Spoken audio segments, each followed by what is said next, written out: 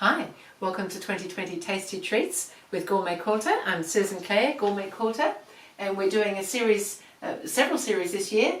This time we're doing a series of cat appliques, so we're doing 20 different cats. We've already started, we've already done 6, so we're up to cat applique number 7 now. There's more information and a pattern available through GourmetQuilter.com. The pattern comes out each day for 20 days with the videos, etc. And the pattern is all ready for tracing because it's applique that we're doing. We need the shapes, and the shapes are all numbered so that the lower number is likely to be put down before or certainly underlapping some other applique shapes. So I've already done my tracing, I've got my shapes all ready. I use a light box to help me when I need to mark other markings, like we need a separation on the legs there, for instance, and I've just got a marking pen and I can see through with my light box to be able to mark that sort of thing. And I'm also using the light box to help me mark the faces. I'm marking the faces with permanent marking pens, the Micron Pigma pens, and again, because the design's there, I can see through. And then I'm just giving a little tiny twinkle in the eye, a little tiny white dot with a white gel pen. Other than that, we're ready to go. So I've started positioning everything. So my piece number 1 is this sort of stick. This cat is leaning up against it, possibly sharpening its claws. I believe they do things like that.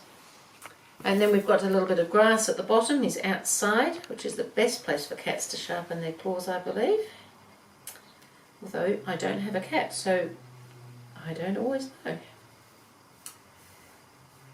And there's a little flower that comes out of that little clump there, just to make things extra cute, I guess. Just stick that there. And so then we've got this cat. Now this cat has a little hind leg in behind it, and it's just a shade darker, so not a lot darker. And then his tail is bizarrely wrapping around him, which is also just that shade darker, so not much difference in colour, but a little bit. So we need to make sure that things overlap and underlap properly on this one. So the cat is standing up on his hind legs, leaning or possibly scratching on this post. And he's just a hit in front of that little bit of grass there, I think. And so this little hind leg here needs to tuck in behind, because it's just, as I said, that shade darker, and it could have been done in the same fabric, but it's kind of nice to give just a little hint of perspective. And now this tail, so this was all cut in one piece, so we can cut that so that we can make it look as if it's going to go underneath him, and this other end has to look like it's coming out. So you want this line to follow so that this piece of tail here looks like it's coming from that piece of tail. Which you probably can't see with my hands in the way. I'll move in a minute. So that just needs to come. I think that's looking pretty good, as if that tail is just wrapping around him. I don't know whether cats do that, but this cat is definitely doing that. And then his head just sits on here. He's looking at us because he's probably feeling very pleased with himself, showing us that that's the case. So there's just one other marking that we do need to make, but I can iron all of that in place now.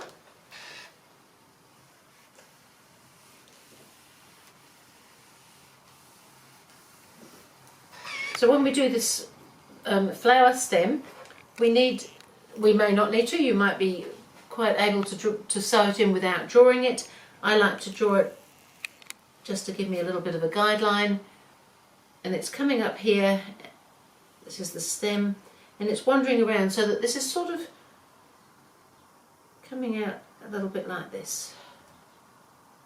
So it's just a stitching line to indicate a stem for the flower.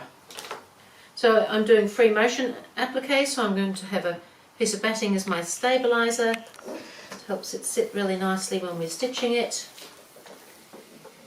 And we've got a busy little cat here to do. So we might start by doing,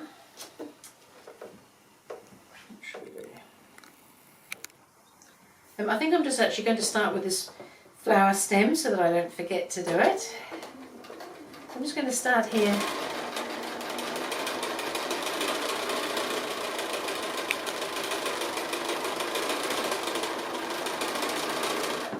And we'll go on and do the flower as well.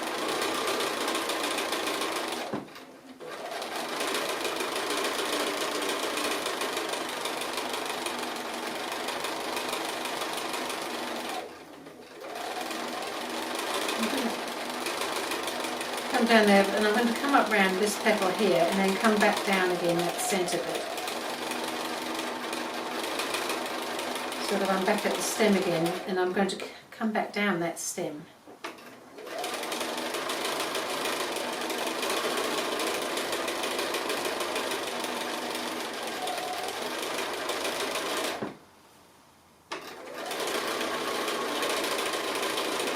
And so now I'm ready to go around the grass, but I think I'm going to end off so that I can just do a little bit of the cat for you, although it's probably fairly straightforward.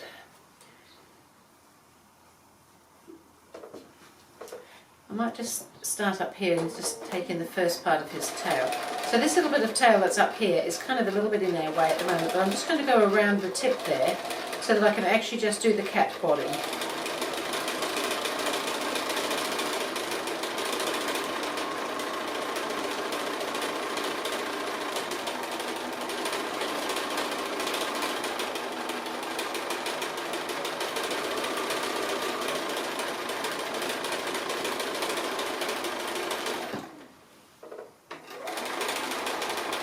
And then we've got this little hind leg to do.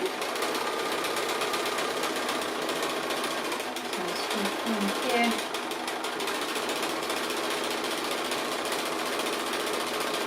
And I'm just going to come back down that line between the two. It just helps emphasise the line a little bit when there's an extra layer of stitching.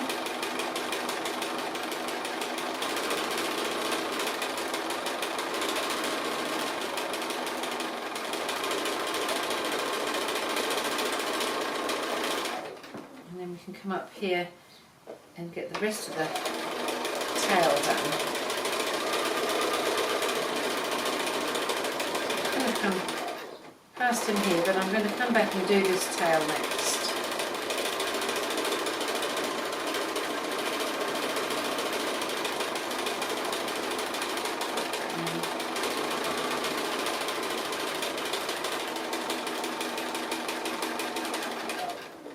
And then we can finish off this little bit here, and we'll have to stop and start again just there.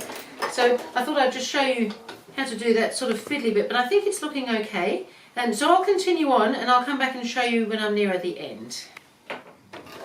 So I'm just on the last ball, coming up here. I did have to stop and start a couple of times to get all the bits and pieces done, but that's okay. Just got to come down this line between these two front balls here, and then come back up again.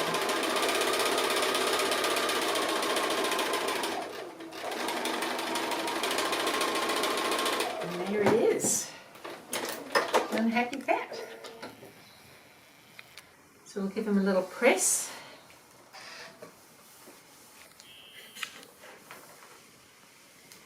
And he can sit up here in the cat gallery. Oops.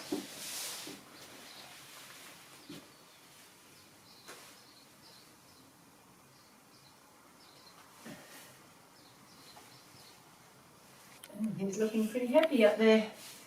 So that was cat applique number 7 out of our 20. So that's the end of the top row. According to this picture here, we've gone across the whole top row now.